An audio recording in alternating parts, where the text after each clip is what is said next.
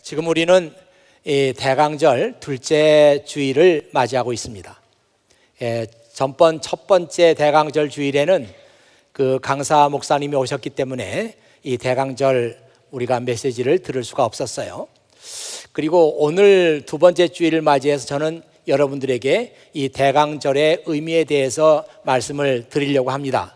그 다음 주일은 또 크리스마스 예배를 드리고 그 다음 주일에도 크리스마스 예배를 드리기 때문에 우리가 대강절 설교를 들을 수 있는 주일은 오늘밖에 없습니다.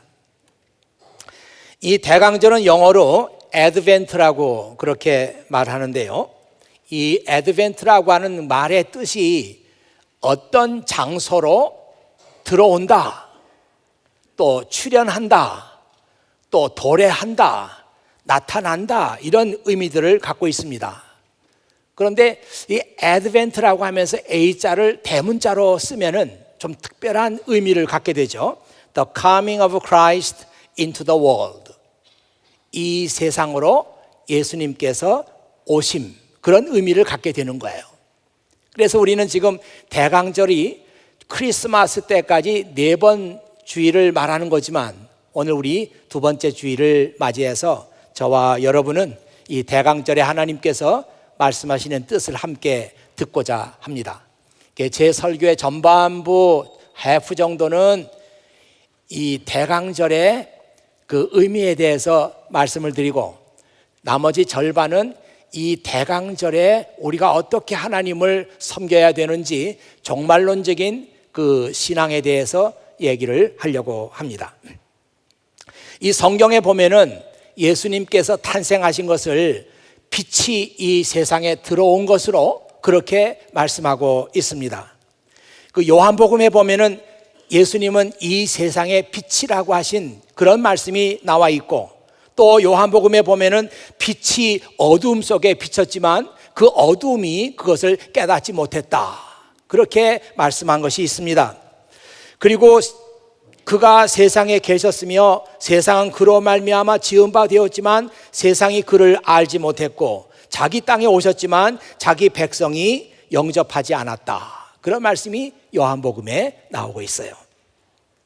또 마태는 그의 복음서를 기록하면서 어둠에 사는 사람들이 큰 빛을 보았다, 죽음의 그늘과 같은 땅에 앉아있는 사람들에게 빛이 빛이었다, 예수님의 탄생의 의미를 빛이 절망과 어둠 속에 빠져있는 사람들에게 비친 것으로 그렇게 나와 있습니다. 대강절은 빛으로 이 세상에 오신 예수님을 축하하는 그런 절기예요. 그래서 첫 주에는 희망의 촛불을 켜고, 둘째 주에는 평화의 촛불을 켜고, 셋째 주에는 핑크 색깔의 촛불을 켜고, 네 번째 주에는 사랑의 촛불을 켜고, 그리고 12월 24일 저녁에 그리스도의 촛불을 켭니다. 지금 화면에 나가고 있죠.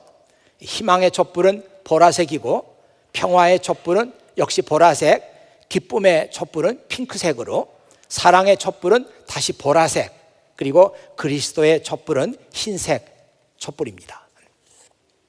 지금 여러분 가지고 있는 주보에도 잘 나와 있어요. 첫 번째 주일에는 희망의 촛불, 두 번째 주일 오늘입니다, 평화의 촛불이 켜졌어요. 그리고 다음 주, 그 다음 주는 기쁨의 촛불, 그리고 사랑의 촛불이 이제 켜지게 될 겁니다.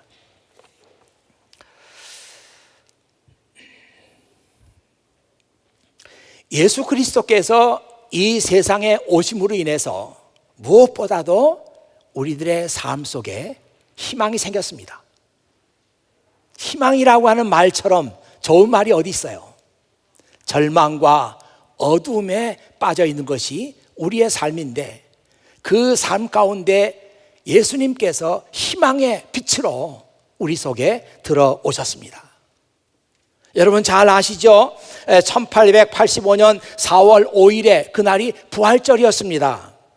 제물포 항구에 첫 발을 내딛었던 언더우드와 아펜셀러 선교사, 그들의 눈 속에 비친 이 조선이라고 하는 나라는 깜깜한 암흑 속에 갇혀있는 그런 땅이었어요. 그래서 그들은 하나님께 이 땅을 위해서 기도했습니다. 하나님, 정말 이 땅에 그리스도의 빛이 비치도록, 그래서 이 땅이 희망의 땅이 될 수 있도록 하나님 축복해 주십시오. 그런 그 기도를 올렸다고 합니다. 여러분 주보에 화면에 지금 그 기도가 나가고 있는데요. 우리는 부활절에 여기 왔습니다. 그날 죽음의 창살을 꺾으신 주님께서 백성을 얽어맨 결박을 끊으시고 그들을 하나님의 자녀로서 누릴 빛과 자유 속으로 인도해 주십시오. We came here on Easter. May he who on that day burst asunder the bars of death, 죽음의 그 창살을 박살을 내신 그날, 바로 아버지 하나님께서 break the bands that bind these people, 이 백성을 얽어매고 있는 그 밴드를 브레이크 해주시고 and bring them to the light and liberty of God's children, 그리고 이 백성들을 하나님의 자녀들의 자유와 그리고 빛으로 인도해 주시기를 바랍니다. 야, 얼마나 참 그 감동적인 그런 구절이에요. 그들 눈 속에 이 조선이라고 하는 땅은 빛이 없어요. 자유가 없어요.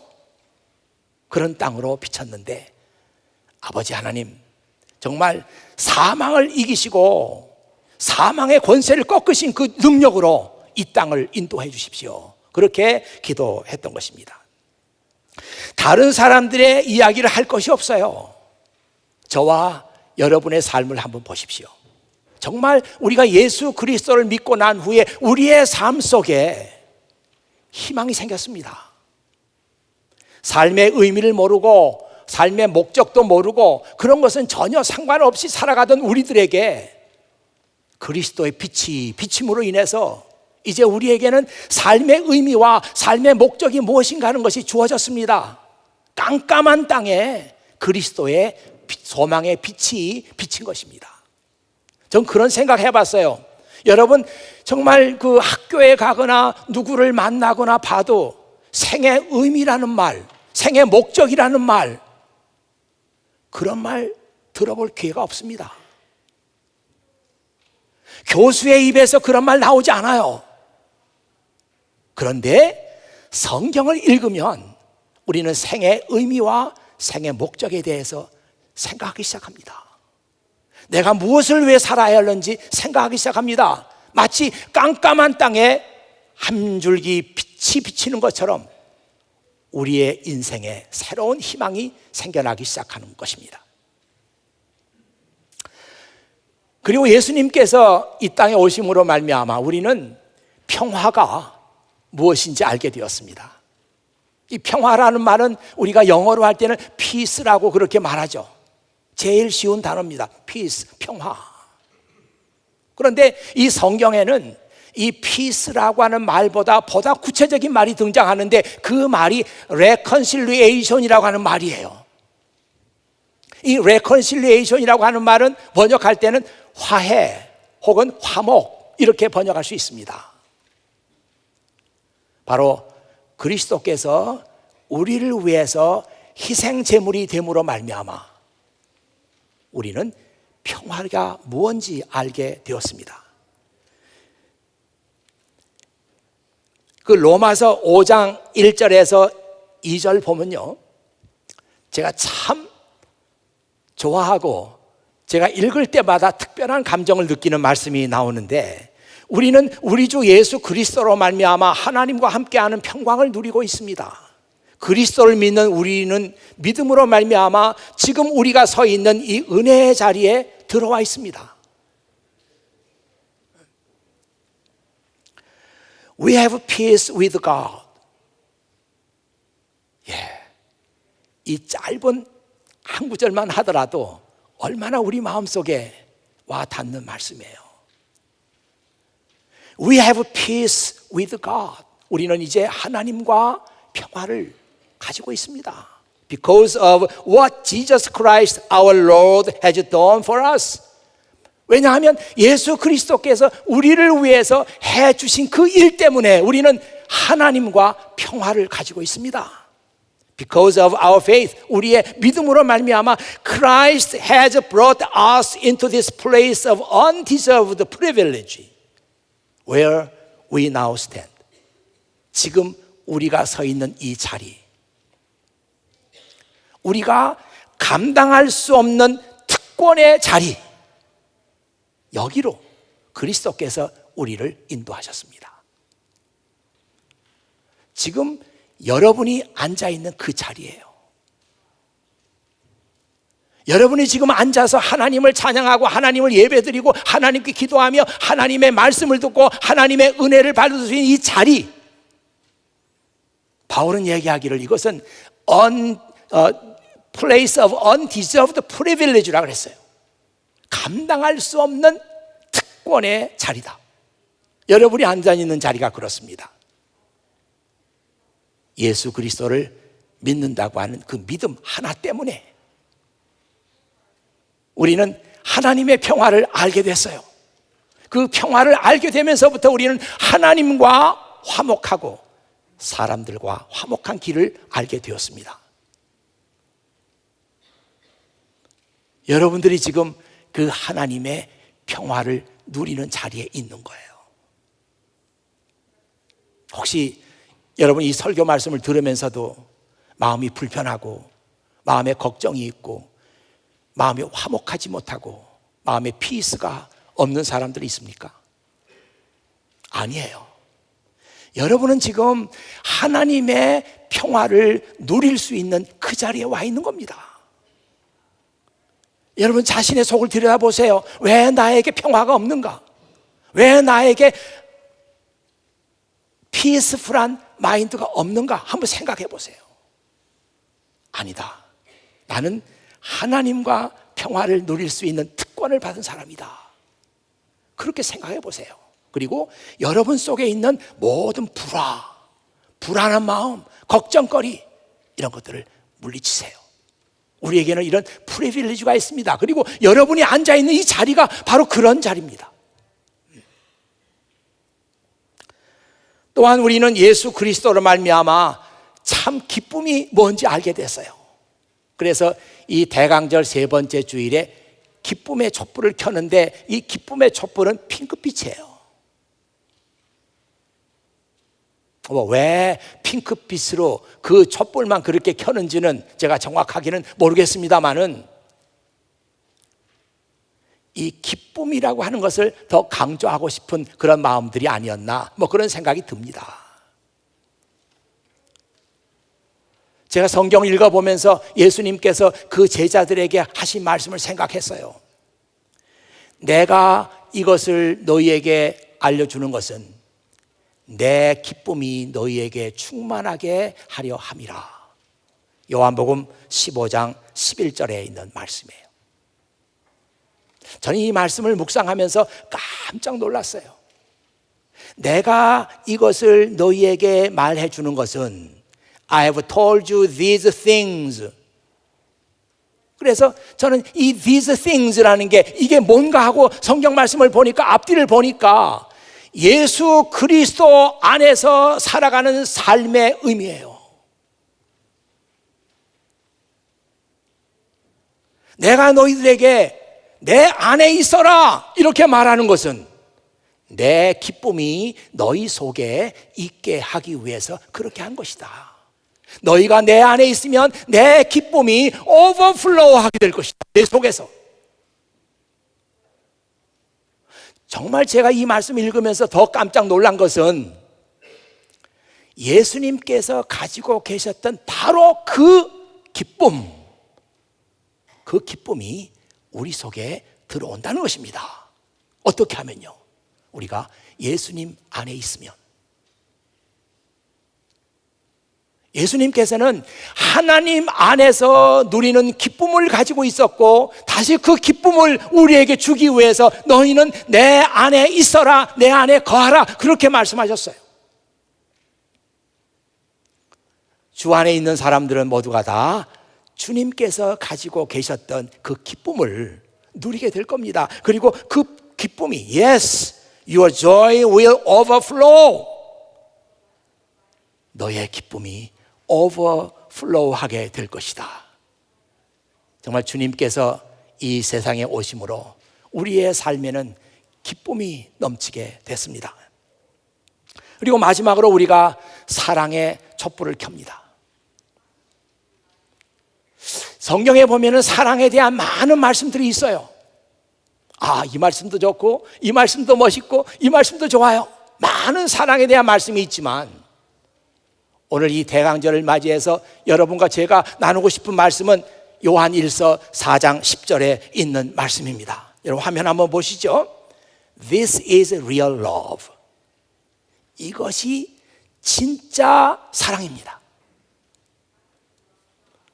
지금 요한은 그의 편지를 받아서 읽는 사람들에게 내가 오늘 여러분들에게 무엇이 어떤 것이 진짜 사랑인지 보여드리겠습니다 하면서 이렇게 말하죠. Not that we loved God. 우리가 하나님을 사랑한 그 사랑이 아니고 But that He loved us and sent His Son as a sacrifice to take away our sins. 그가 우리의 죄를 다 씻어주기 위해서 그 아들을 as sacrifice, 희생 제물로 보내신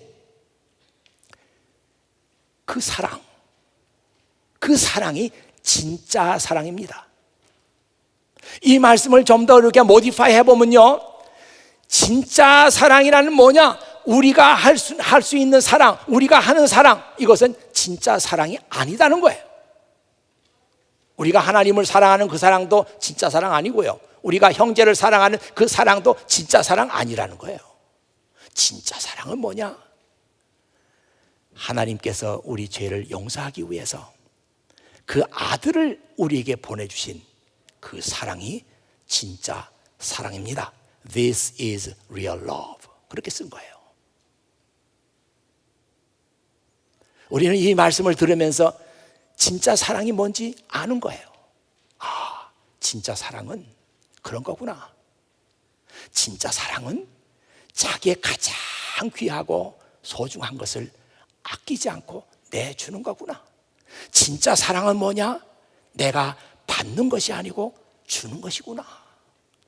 진짜 리얼 러브의 핵심에 우리는 도달하는 거예요. 우리가 다른 사람을 사랑하고 아끼고 하는 거 진짜 사랑 같지만 알고 보면 진짜 사랑 아닙니다. 우리의 사랑에는 이기적인 마음들이 꽉 들어있어요. 그래서 진짜 사랑이 아닌 거예요. 여러분들이 다른 사람을 사랑하는 그 사랑의 마음의 중심을 보세요. 정말 내가 아낌없이 이 사람을 사랑하는가? 아니에요. 이기적인 사랑이 그 속에 들어있습니다. 이 자매들이 정말 기도하는 제목들을 보면 자매들만 얘기해서 미안해요. 형제들도 마찬가지예요. 그 기도의 내용들을 보면 나만을 사랑해주는 남자, 나만을 아껴주는 남자, 이런 남자를 만나게 해주세요. 얼마나 이기적이에요. 그런 사람이 세상에 어디 있습니까? 또 형제들도 마찬가지예요. 나만을 사랑해 줄 수 있는 여자, 그런 여자가 어디 있습니까? 사랑은 받는 게 아니고 주는 것이다. 자기의 가장 귀하고 소중한 것을 아까워하지 않고 내주는 것이다. 이것이 사랑이다. This is real love. 하나님께서 우리를 사랑하시는 그 사랑만이 진짜 사랑이에요. 그래서 그 사랑을 배울 때까지는 우리는 진짜 사랑을 못하는 것입니다. 제가 대학 시절에 읽었던 책인데 갑자기 그 생각이 났어요. 아낌없이 주는 나무. 스웰 실버스타인이라고 하는 사람이 쓴 책인데 아주 얇은 책이에요. 여러분도 아마 아마존에서 오늘이라도 구입할 수 있어요. 한국말로 번역된 것도 물론 있어요.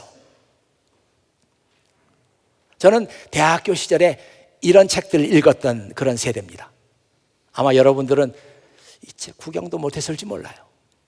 저는 이제 리차드 바크의 갈매기의 꿈, 그런 거 읽으면서 대학 시절을 보냈어요. 이 지금 화면에 The Giving Tree라고 하는 그 책의 겉표지가 나가고 있는데, 어떤 아이가 있었어요. 근데 나무하고 사랑을 했어요. 근데 그 나무가 열매를 맺으면 따먹고, 또 나무에 올라가서 그네도 뛰고, 또 나무에 오르면서 놀았어요. 다 얘기는 할 수 없지만 이제 이 아이가 점점 자라가는 거예요. 소년이 되고 청년이 되면서 이 아이가 말하는 거예요. 야, 난 정말 저 멀리 배를 타고 가고 싶어. 근데 배가 없어 나에겐. 이렇게 말하니까 나무가 그러는 거예요. 나를 잘라서 배를 만들어. 그리고 타고 가. 그래서 이 소년은 나무가 시키는 대로 밑둥을 딱 잘랐어요. 그리고 그 나무를 가지고 배를 만들었습니다. 그리고 멀리 떠났어요. 오랜 세월이 흘렀습니다. 그런데 이 소년이 이제 노인이 돼가지고, 나이가 많아져가지고 돌아왔어요, 다시. 그때 나무가 말합니다. 야, 내가 다시 돌아왔는데 난 이제 너에게 줄 것이 하나도 없어. 이제 열매도 내게 줄 수가 없네. 그랬더니 이 소년이, 난 열매 필요 없어. 난 이빨이 없어서 못 먹어. 야, 내가 여기서 그네도 뛰고 하면 좋을 텐데 나 그렇게 할 수가 없네. 아니야, 난 이제 기운이 없어서 그네 같은 거 안 뛰어. 난 그냥 가만히 앉아서 쉬면 좋겠어. 그래? 그러면 여기 와서 쉬어. 그저 앉아 쉬기에는 이 나무 밑둥만큼 좋은 게 없어. 여기 와서 쉬어. 그래서 이 노인이 된 이 소년은 자기가 잘라버린 그 나무 밑둥에 가서 앉아 쉽니다. 나무는 그래서 행복했다. 그런 내용이에요. 아낌없이 다 줘. 밑둥도 잘라주고 마지막에 남은 그 밑둥에 이 소년이 앉아서 쉽니다. 그걸 보고 나무는 행복하게 느꼈다는 거예요. 그 얘기가 어떻게 보면은 하나님께서 그의 가장 소중한 것까지 우리에게 내주시는 그 하나님의 사랑의 이야기가 그 책 속에 있어서 읽는 사람들이 참 감동을 하게 됩니다. 이 대강절에 우리가 질문해야 될 질문이 있어요. 그 질문은 뭐냐면, 그러면 우리는 어떻게 살아야 되느냐 하는 질문이에요. 아마 많은 사람이 그런 생각할지 몰라요. 맞아, 우리가 하나님의 사랑을 이렇게 많이 받았으니까 이제부터 마음대로 살면 안 되지. 뭔가 하나님의 사랑에 우리가 보답하는 삶을 살아야지. 그렇게 생각하는 사람들이 많을 거예요, 아마. 그런데 이거 아세요? 은혜는 우리가 그것을 갚는 순간부터 더 이상 은혜가 아닙니다. 은혜 입었어요? 갚아버렸어요. 그러면 다 없어지는 거잖아요. 놀랍게도 하나님의 은혜와 하나님의 사랑은 우리가 갚을 길이 없습니다. 갚고 싶지만 내가 조금 더 헌신하면 하나님의 은혜를 갚는 것이 아닌가? 아니에요. 하나님의 은혜는 도저히 갚을 수 없어요. 그래서 우리 크리스찬의 삶은 무엇이냐? 하나님의 은혜를 지고 또 하나님의 은혜를 지며 그 은혜 가운데 감격하면서 사는 삶이 우리 크리스찬의 삶이에요. 이 대강절에 그러면 우리는 어떻게 살아야 되느냐, 이런 질문을 해야 된다고 하는 것은 하나님의 은혜를 갚자는 얘기가 아니에요. 다른 이유가 있습니다. 그 다른 이유는 바로 그리스도께서 다시 오신다고 하는 말씀 때문이에요. 다시 오신 그리스도께서는 저와 여러분의 삶을 판단하실 겁니다. 내가 어떻게 살았는지 보겠다. 바로 그 말씀이 있기 때문에, 다시 오실 그리스도에 대한 말씀과 약속이 있기 때문에 우리는 이제부터 어떻게 살아야 되느냐, 이 질문을 우리가 하게 되는 거예요.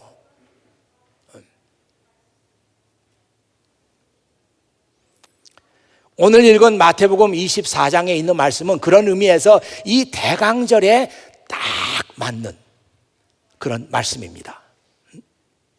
오늘 말씀의 키워드는 항상 깨어 있어라, 이 말이죠. 항상 깨어 있어라. 재미있는 것은 주님께서 다시 오시는 것을 도둑이 집에 침입하는 것으로 비유해서 말씀하셨습니다. 도둑이 집에 들어올 때는 그 집에 있는 사람들이 가장 방심할 때, 이때 무슨 도둑이 들어오겠어? 그럴 때를 정확하게 놓치지 않고 도둑이 들어온다는 거예요. 그러니 인자가 다시 올 때도 아무도 생각하지 못하고 방심하고 전혀 예상치 못했던 그때에 내가 올 것이다. 한번 보세요, 여러분. 그러므로 너희도 준비를 해야 한다. 인자는 생각지도 않은 때에 올 것이다.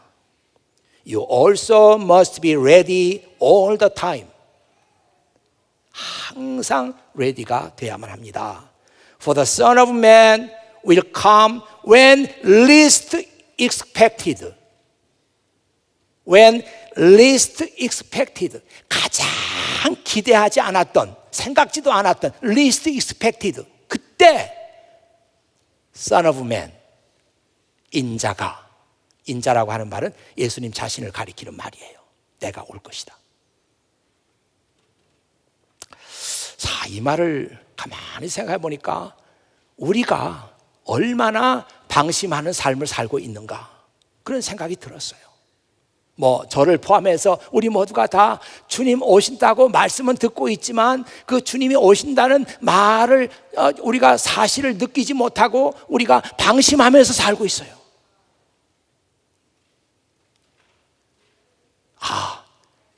이때만 지나면, 제가 지금 바쁘거든요, 제가 할 일이 많거든요, 이때만 지나면 될 것 같아요. 이런 생각을 우리가 얼마나 많이 해요. 또 결혼한 그 영 커플들은 그러죠. 아니, 이 애기 너무 어려서요, 이 애기 조금만 키워놓고 나서 하겠습니다.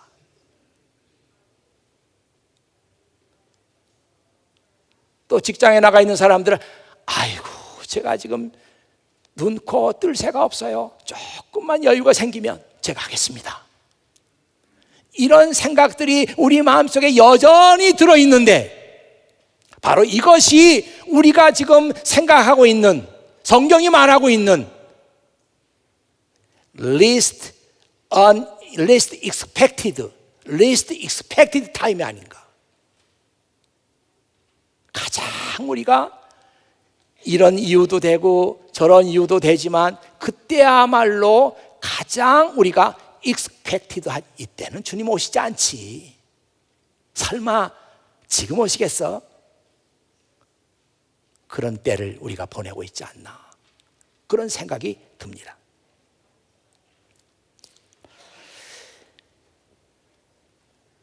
오늘 성경 말씀을 보면 구체적으로 종말론적인 삶을 산다는 것은 무엇인가 하는 것이 나와 있어요. 45절에서 47절까지 말씀이 그 말씀입니다. 주인이 집안을 맡기고 제때 양식을 내주도록 맡긴 신실하고 슬기로운 종이 누구겠느냐? 주인이 돌아와서 볼 때 주인이 명한 대로 일하고 있는 종은 복되다. 내가 너희에게 진정으로 말한다. 주인은 그 종에게 자신의 모든 소유를 맡길 것이다. 이 종말론적인 삶이라고 하는 것은 다른 게 아니에요. 주님이 오실 때가 가까워 오는데, 그러면 나는 어떻게 살아야 될까? 이런 생각을 하면서 살아가는 것이 종말론적인 신앙입니다.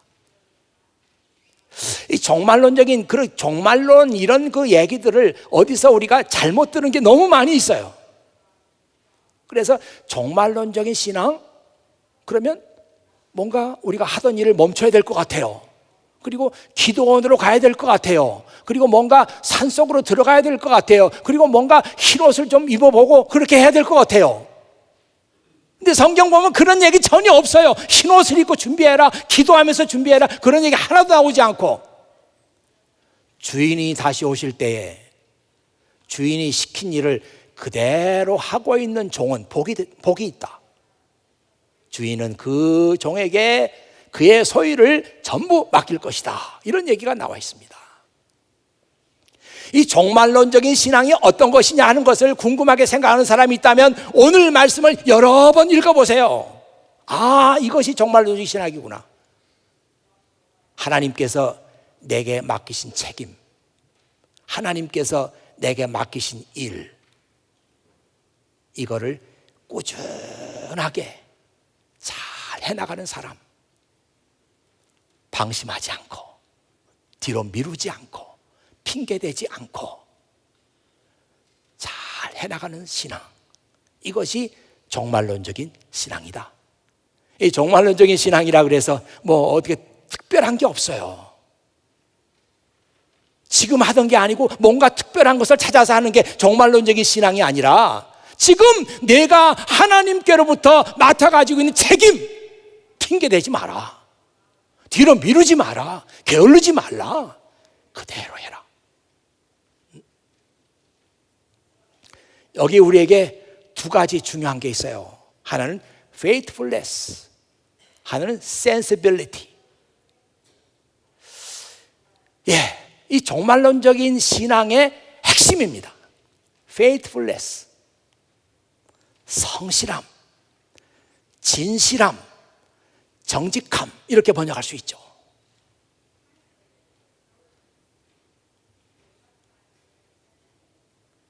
여러분이 지금부터 여러분의 크리스찬으로서의 삶, 그리고 하나님께서 여러분에게 맡기신 일, 이 faithfulness를 가지고 여러분이 해나가면 그것이 곧 종말론적인 믿음을 갖는 것이다. 또 하나는 sensibility. 왜 종말론적인 신앙에 sensibility가 필요하냐? 왜 슬기로움이 필요하냐? 왜 분별력이 필요하냐? 이때 가장 중요한 것은 주인의 뜻을 아는 겁니다. 그냥 내 마음대로 해서는 안 돼요. 이때 하나님께서는 나에게 무엇을 원하시는가? 하나님의 마음은 무엇인가? 이거를 정확하게 알고 해야 되기 때문에 센시빌리티가 우리에게 요구되는 거예요.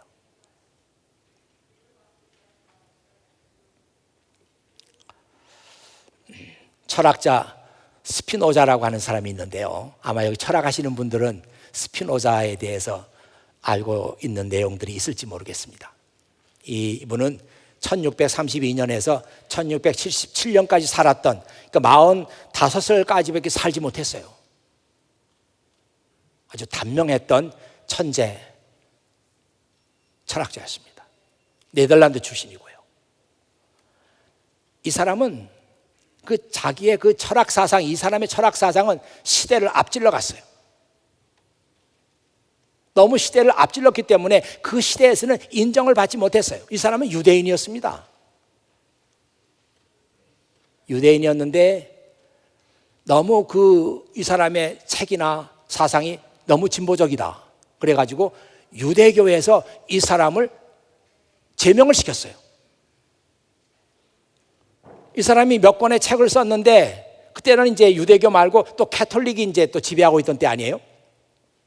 캐톨릭에서는 이 사람의 책을 위험한 책이다, 그래가지고 읽어서는 안 될 책에 금서 목록에다 이 사람의 책을 올렸어요.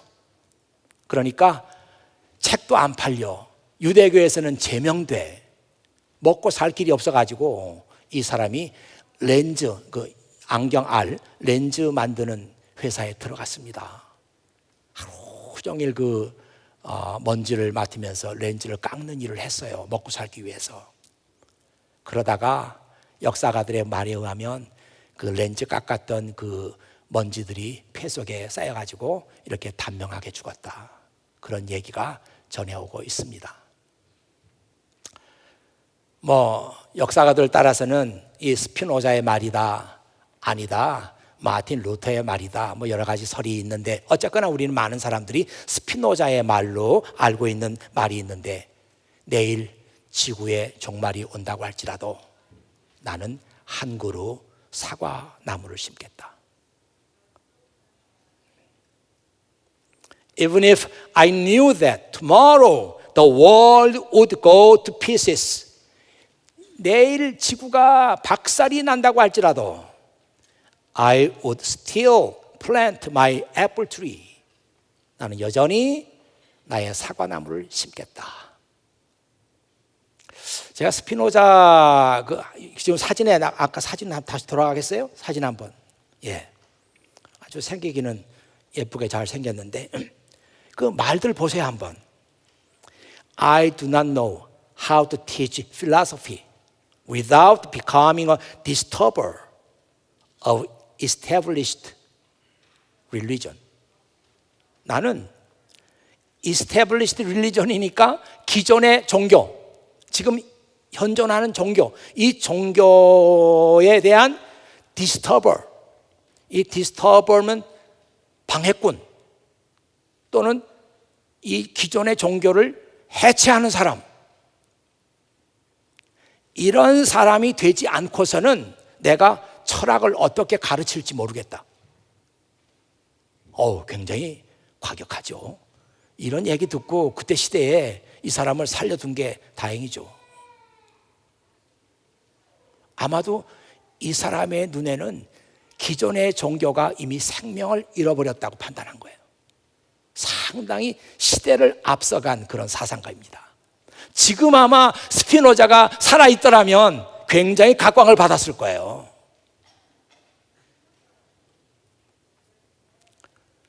내일 지구에 종말이 온다고 할지라도 나는 한 그루 사과나무를 심겠습니다. 어떻게 보면 이 종말론적인 그 신앙의 진수가 그의 말 속에 들어있어요.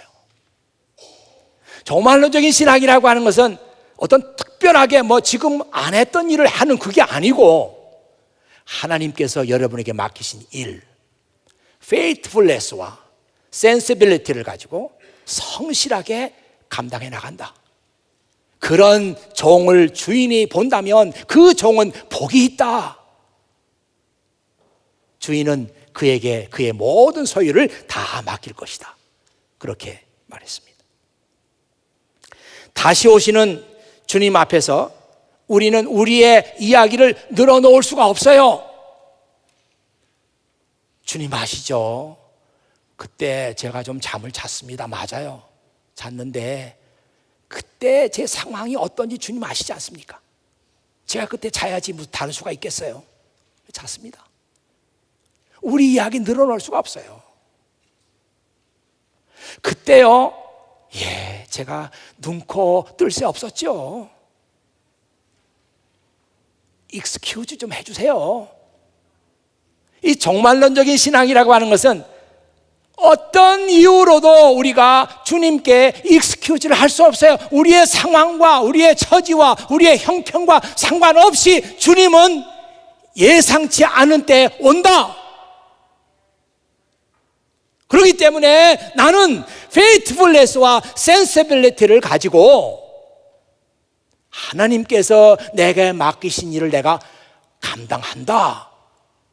이것이 종말론적인 신앙이에요. 여러분, 이번 대강절을 보내면서 두 가지 워드, faithfulness and sensibility, 이 두 가지 말을 기억해 주십시오. 그리고 우리 자신에게 물어보세요. 나에게 faithfulness가 있는가? 나에게 sensibility가 있는가? 물어보세요. 정말 이 주님께서 찾으시는 이 시대의 크리스찬으로서 여러분들이 발견되기를 주의 이름으로 축원합니다. 기도하겠어요. 아버지 하나님 감사합니다. 오늘 대강절 둘째 주일을 맞이해서 우리에게 적절한 말씀을 주셨습니다.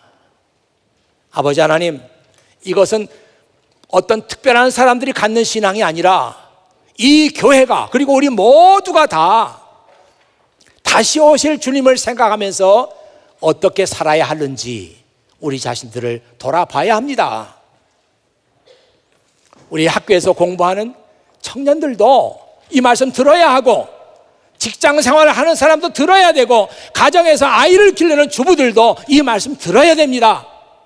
우리의 형편과 우리의 처지와 관계없이 주님은 오십니다. 이 믿음을 저희들에게 허락해 주시옵소서. 이 교회에 이 믿음을 허락해 주시옵소서. 우리 주 예수 그리스도의 이름으로 기도하옵나이다. 아멘.